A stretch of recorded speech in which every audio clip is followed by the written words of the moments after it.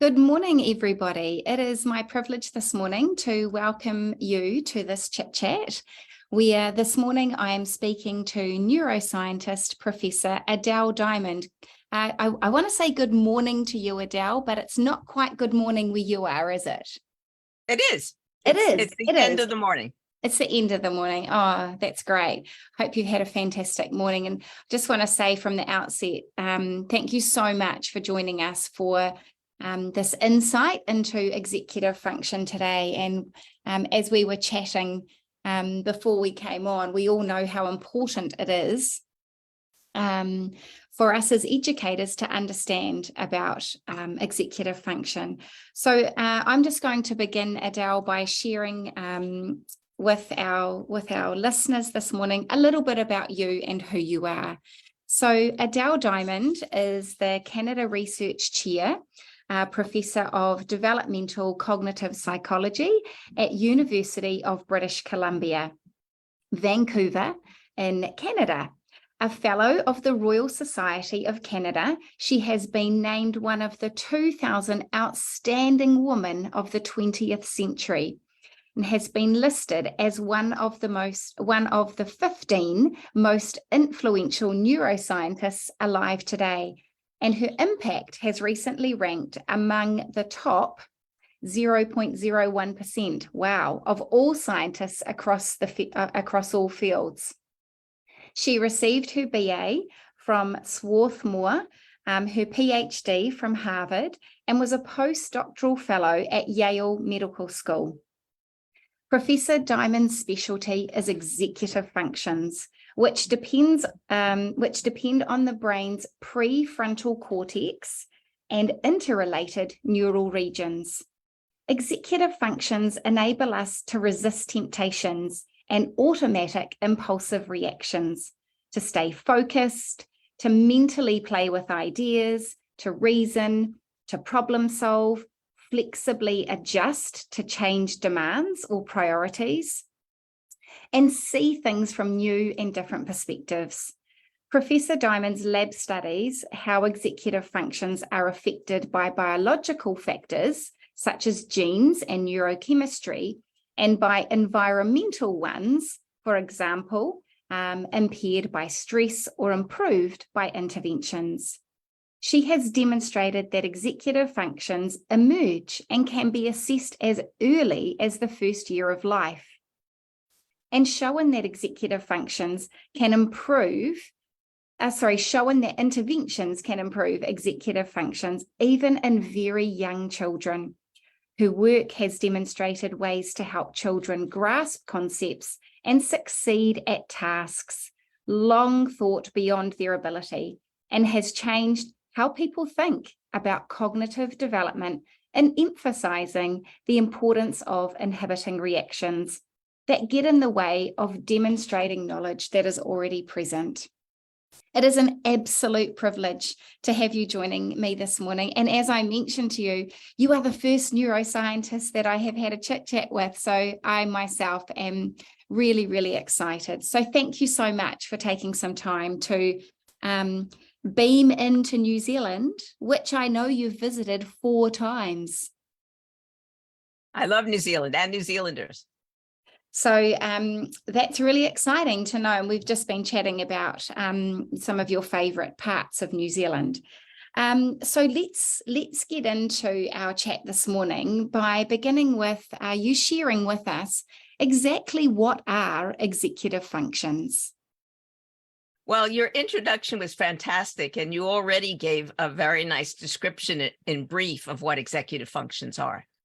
There are 3 core executive functions: inhibitory control, working memory, and cognitive flexibility. Inhibitory control has 3 categories. Inhibitory control at the level of attention is selective attention, focus, concentration, being able to concentrate, pay attention, and stay focused, inhibiting distraction, even when the material is boring. Cognitive inhibition is inhibiting distracting thoughts. So selective attention, attentional control, is inhibiting external distraction. Cognitive inhibition is inhibiting internal distraction, like thinking about the past or what you need to do next, mind wandering or daydreaming when you're supposed to be focused on a task, or clearing old information so it doesn't interfere with what you're trying to do now. At the level of behavior, inhibitory control is self-control or response inhibition, resisting temptations, not acting impulsively, thinking before you speak or act. So you don't react impulsively, but instead think before you say or do something. So for example, waiting your turn, not eating dessert first, taking only what you need, not blurting out the first thing that comes to mind, not jumping to a conclusion about what something must have meant, because we can often be wrong. Think of all the trouble you'd get in if you told your boss what you really thought of him or her, grabbed whatever you wanted without asking or paying, or did other socially inappropriate or hurtful things. We all need self-control and inhibitory control. Discipline and perseverance require inhibitory control to resist all the temptations to quit and not finish what you started. Working memory is the second core executive function. It's all about holding information in mind and working with it, using it, playing with it, doing something with it. Maybe it's mental math. Maybe it's relating one idea to another. It's critical for making sense of anything that unfolds over time, because you have to hold in mind what happened earlier and is no longer here and relate that to what's happening now. And the third core executive function is cognitive flexibility, creative problem solving, being able to switch mindsets, seeing something from different perspectives, thinking about something in a whole new way, seamlessly adjusting to change or the unexpected, being able to take advantage of an unexpected opportunity, being able to get around an unexpected problem, even being able to admit you were wrong when you get more information. If there's a problem we haven't been able to solve, can you think outside the box to conceive of the problem, frame the problem in a whole new way, come up with a completely different way of attacking it? We were talking earlier, and it seems to me that you've shown a lot of cognitive flexibility in your own career. Instead of worrying about the future, we can use cognitive flexibility to switch to focusing on and enjoying the present. Instead of focusing on the differences between you and someone else, you could use cognitive flexibility to focus on the similarities, like both wanting the best for kids. All of these are critical for almost everything in life. And from these, higher order executive functions are built, like problem solving, reasoning, and planning. So that was a fairly long-winded answer to your short question. Can I just ask a couple of questions around? So what you've said is that there are three main, and please jump in here if my description is not particularly accurate. But what I think you've just said, Adele, is that there are three main executive functions: inhibitory control, and then we have layers of other subsets, I'm going to call them, that sit within inhibitory control. Then we have working memory, and then we have cognitive flexibility. I just want to come back to the inhibitory control, and I want to pick up on what you were talking about around selective attention. And you talked about cognitive inhibition, and you talked about when we, I just want to clarify this piece around selective attention being where I myself can choose whether or not to pay attention to a task. Can you just share back with us a little bit about what that cognitive inhibition was? Yes. So for example, sometimes when I'm reading, I realize I didn't process that paragraph that I just thought I read. My mind was wandering. So that's an example of where I wasn't exercising the proper cognitive inhibition. My mind just wandered elsewhere. Or being aware of that and kind of calling it in is important to be able to go back when there's content that we do need to work to commit to memory or understand. Right. Or also, I'm trying to listen to somebody, but instead of being completely present and listening and just focusing on the person, I may think about where is the person going? What can I say that'll be helpful? What do I need to do next? And then I'm not listening fully. I'm not in the present moment. I need to inhibit all those distractions and instead be present completely for the person I'm listening to, the person who's talking. And then go to considering what the message has been, and then going to what have I got to, what does this mean for me? So I feel like in some way it's like we must slow down and stay to keep our attention on the immediate task at hand, and be conscious of training ourselves to do that, to be more in the moment. Exactly. That's why mindfulness can be so helpful, because many of the things you were talking about, mindfulness directly. I wrote that down. When you'd got to the 3 executive functions, at the bottom, I wrote mindfulness, because this is really kind of what we're talking about, isn't it? How to be across all of that.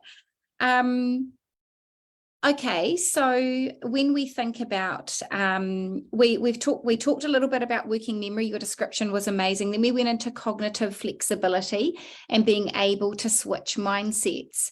I'm sort of sensing here, Adele, that, when we talk about executive functions, this is not just relevant for our children. This is actually relevant for all of us, irrespective of where we are in our lifespan. That's right. Life always throws unexpected things at us. And how are we going to react? Are we going to rigidly stay with what we plan?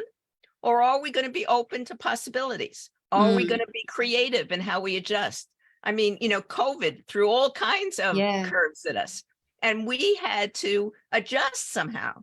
And that's what cognitive flexibility is all about. Like, it's the same thing if the road is blocked because of construction.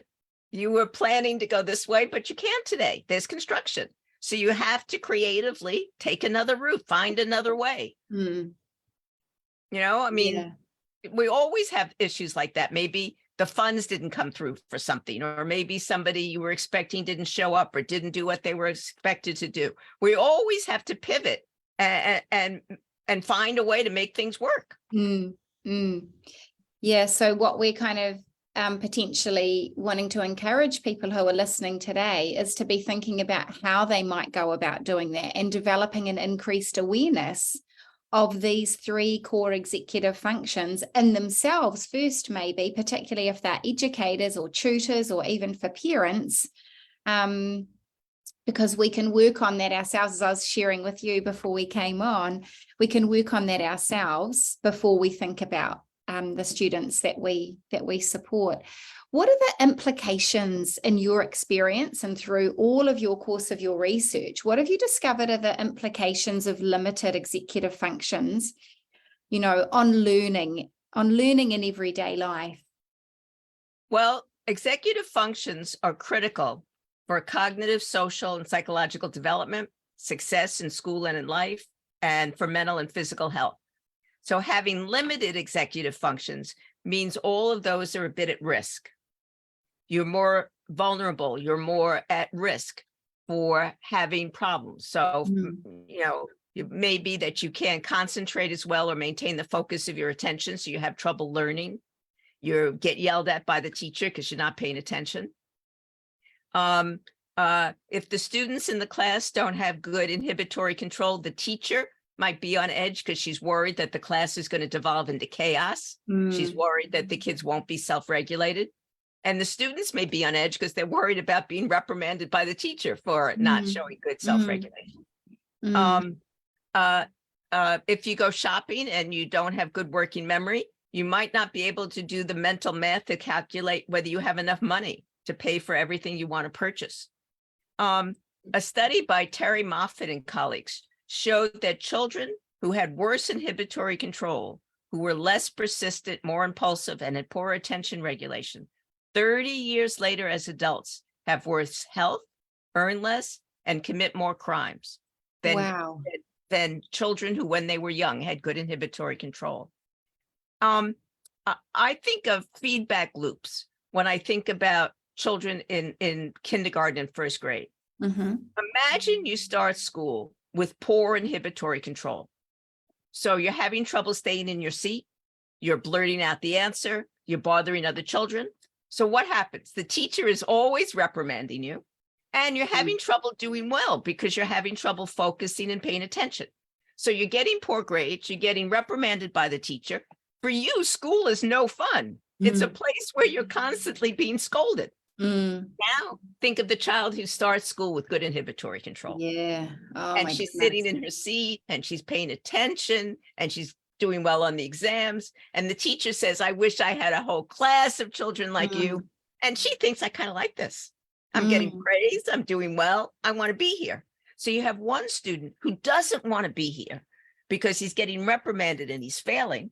And another student who's totally invested in being here and wants to be here and wants to work.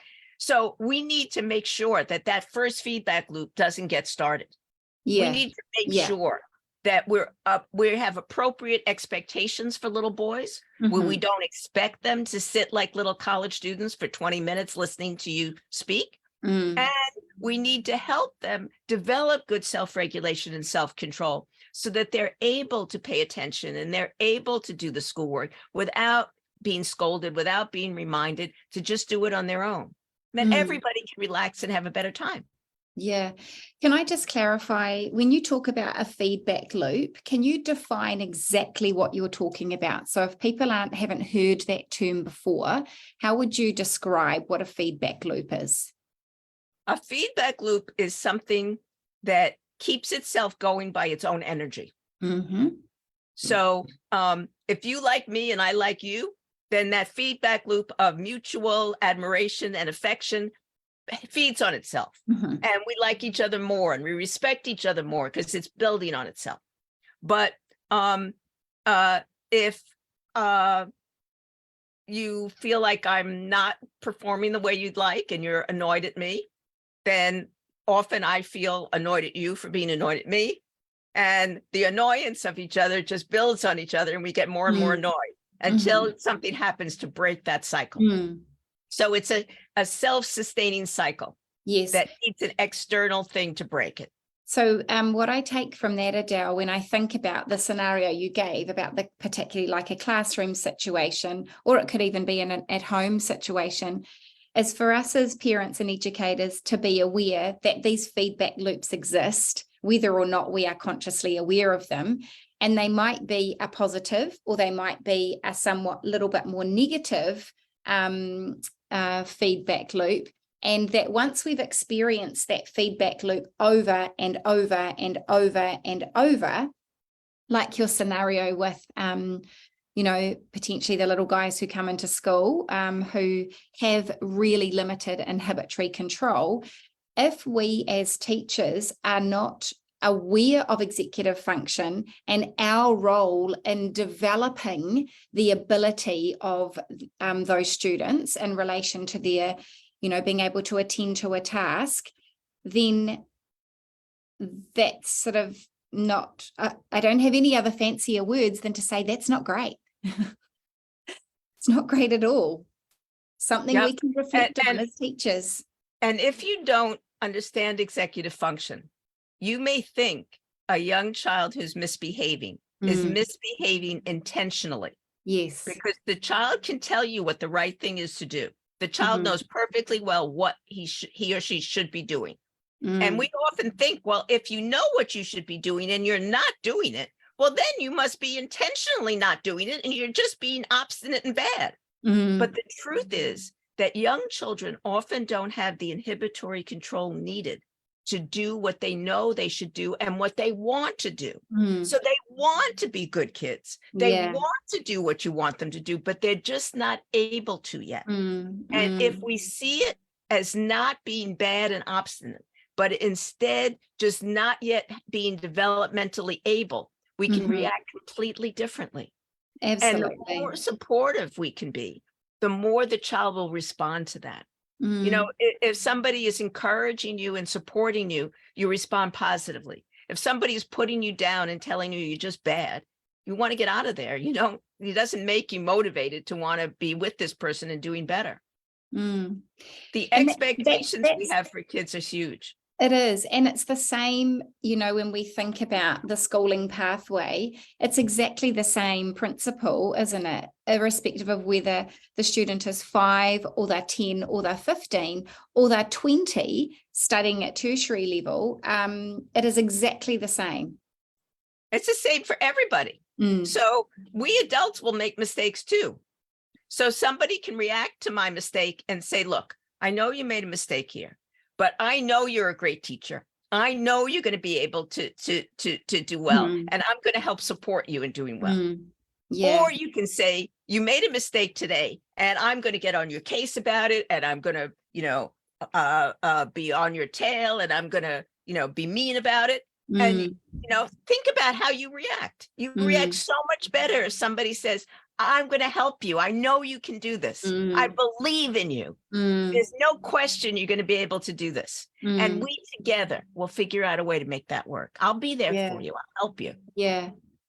So that leads us really nicely into my next question, which is around, can we develop, or I don't really like the term fixed. So can we develop executive function? Absolutely. You can improve executive function at any age, from 1 year to 90 years. You can do it at any age. And then, so would you be able to give us some tips for how we might go about doing that? Have we got, do you have your kind of top 3 ways to improve executive function? Well, there are 3 different categories, I would say, of ways to improve executive function. One is to work on executive function, to train, challenge, and practice them. And I'll go over a few ways parents and teachers can do that. Another way to improve functioning that requires executive function is to find ways of reducing the demands on executive functions. So, for example, taking notes so you don't have to hold everything in working memory. Or, for example, for young children, Anna Fisher showed that how kindergarten and first grade teachers love to decorate the walls of their classrooms with beautiful posters and paintings and everything. Well, Anna Fisher showed that while that's beautiful, it's distracting for young children, and they can't concentrate on the lesson as well when there are all these things on the walls. So having barer walls actually scaffolds the attention of young children. It doesn't mean having unattractive walls. They can be beautifully painted, but they shouldn't have distracting things on them that children want to look at. And the third way to improve functioning that requires executive function is to work on reducing things that impair executive function, like stress or loneliness. If you're feeling stressed as a teacher, you're not going to be able to be the teacher you want to be, and you're not going to be able to have the executive functions that you're capable of. There are lots of ways to work on these things. One of the way I'm particularly partial to is traditional activities that have been around for millennia. People in all cultures made music, sang, danced, did sports, and played games for tens of thousands of years across all cultures. I think these things evolved and have been maintained because they play critical roles. And one of them is to increase joy and make you happy and proud. And the other is to improve executive functions. In fact, I think the distinction between academic and enrichment subjects makes no sense. It should be scrapped. We should stop dropping time from phys ed, the arts, and shop. Critical executive function skills can all be taught through wilderness survival, woodworking, rock climbing, martial arts, auto mechanics, plumbing, farming, cooking, dance, etc. They teach planning, cognitive flexibility, creative problem solving, perseverance, etc. I'm also a huge fan of storytelling because that helps you improve focused attention and working memory, because you're not seeing pictures on the page, you're not seeing video, you're holding everything in mind. Activities that parents and teachers can do to improve these is, for example, for selective attention, focused attention, walking on a log, singing in a round, or doing all kinds of practical life tasks like kitchen chores or sewing or gardening. These train focused attention and concentration. And children love to do adult tasks. They feel so much pride if you ask them to help, so much pride in being able to do what the adults are doing. To help children exercise better response inhibition, we can do something to help them wait for just a minute before they respond. In PATHS, which is a early social emotional learning program for schools, they tell children, when you get really upset at another child, don't hit the other child. Instead, do what a turtle does and get in your shell. And what they mean by that is to hold yourself really tightly and take a deep breath. And that's brilliant, because if you tell a young child to wait, it doesn't compute. But if you give them something else to do that causes them to wait, that's perfect. And what they have children do actually reduces stress, because holding yourself tightly and taking a deep breath helps you calm down. For cognitive flexibility, one of the things I like best is for teachers to invite students to help them solve a real problem that they're genuinely not sure how to solve. Invite them to think outside the box to come up with creative solutions. They'll love the challenge and feel great pride that you asked, and it makes your life easier. You don't have to be the one to solve everything. You have another 20, 25 people in the room. Let them also think about it. You'll be amazed at the ideas they come up, and it makes your task easier. And when the students brainstorm together, they learn that they're not alone, that other students also have problems that they've been having. So the guilty secret that an individual student was feeling is no longer their own problem. It's shared with others. There's a source of camaraderie and connection. We all have something to work on, and that's okay. And I can help you and you can help me. And as trust builds, more positive sharing takes place.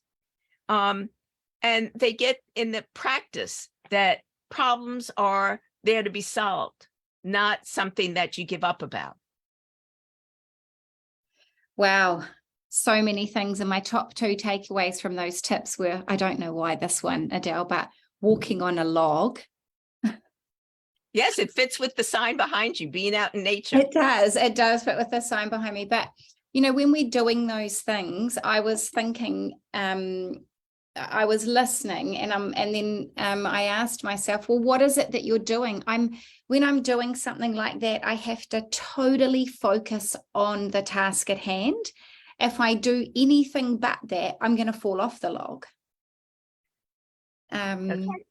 Yeah, so I can remember as a little girl walking on these tires at the beach in the Coromandel in Whangamata, and there were all these old tires, and we used to have races with my siblings up and down the tires. So maybe that's why I've kind of hinged to the walking on a log example. And then the other one I really liked was the do what a turtle does, you know, and I really agree that if we say to students, you know, wait or calm down or whatever, that's so intangible for them. But if we actually give them a physical movement and something that they can make a connection with, yeah. Oh my goodness. And the other thing is all the ways that we can reduce stress that will help executive function. So one of them is mindfulness, of course. Another is predictability, consistency, having things in their place, having clear expectations. Yes. A dog in the classroom reduces stress and helps children perform better. There's several studies that show this. I'm a big fan of having a dog in the class. Yeah. I bring a dog to my lab all the time. One of the things that we've really observed over the last probably 18 to 24 months here in New Zealand with a little bit more of a lot more of a structured approach to teaching literacy is that because the students participating in the lessons know what to expect, because it's regular and routine, we've seen this real lowering of I want to actually say like lowering of cortisol levels, you know, and so we walk into these classrooms and these students are actively learning, they are paying attention to the task, because it would seem that the teachers have really set up the conditions for learning and the students know what to expect. So yeah, that's just cropped to mind when you were talking about, you know, I guess setting up the environment. We really need to be mindful of that. So So many amazing takeaways through the course of this conversation, Adele. We began our chat by looking at what are executive functions, and you shared with us those three main executive functions of inhibitory control, working memory, and cognitive flexibility. And then we went into some discussion around what it looks like or what the implications are for limited executive function. And you gave us that example from that research study, and I can't remember the name of the researcher, but you gave us— Terry Moffat. Sorry? Terry Moffat. Yeah, so you gave us— from New Zealand. Really? Wow, we need to look that up, don't we? Yeah, she's in the States now, but for many years she was in Otago, I think. Wow, yeah, okay. So, and that was looking at what are the implications of those students who present with executive function challenges when they're younger, and what are their outcomes, and that direct correlation between those. Can executive function be developed? Absolutely. And then you've gone on to share with us some tips to improve each of those areas of executive function. And that's where I was reflecting on the walking on a log, or hugging myself like a turtle, or for us as teachers, thinking about how we set up situations. I really feel there is such an important takeaway for us all to be thinking about how we as educators and how we as parents assist our children and our students to learn, and how we assist them and be consciously aware. I always have this thing about executive function being my platform, and everything else that happens in terms of content learning sits way above that. If my executive function, if my inhibitory control, if my working memory, if my cognitive flexibility is impaired or underdeveloped, then I know that's going to impact what happens way up here with curriculum content stuff. What would be your last message to our listeners this morning, Adele? If there's kind of one or two things that you want to leave them with to really mull over, other than everything you've shared with us, what would you like to share with them as a means of signing off? Well, I would emphasize the importance that our expectations for each child have on the children, because that shapes their expectations for themselves, and their expectations for themselves become self-fulfilling prophecies. If they don't think they can do it, they won't. If they think they can, they often will.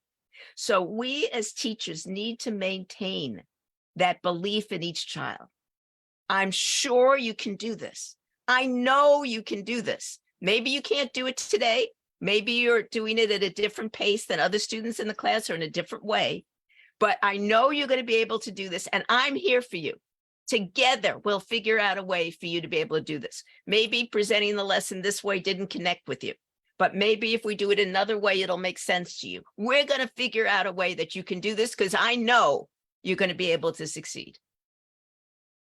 That's amazing. And that's actually something I'm going to take away myself from this chit chat, is that actual phrase, I know you can do this, because I am consciously aware that I don't use that phrase potentially as often as I could do. Thank you so much. It shouldn't be pressure, though. It's very important that we don't put pressure on kids to think they always have to be the best or do well. Yes. It's, I believe in you, but Absolutely. I'm not pressuring because you. you genuinely do. So it's about right. how we frame our language to come from creating a positive feedback loop experience as opposed to a not so positive feedback loop experience. So many key takeaways. Thank you so much for your time. To all of our people who have listened into this chit chat, thank you too for joining us. Our next chit chat in May is going to actually be with an RTLB, a resource teacher for learning and behaviour, who's based here in New Zealand. And we're going to explore some of the work that she's doing in implementing evidence-based shifts across her learning community. So thank you so much, Adele, for joining us. And yeah, we wish you all the best as you carry on with your work. And one day, I really hope we can get you to New Zealand to have a whole day with us, or 2 days. That would be great. About talking about your great work. So thank you so much. Thank you.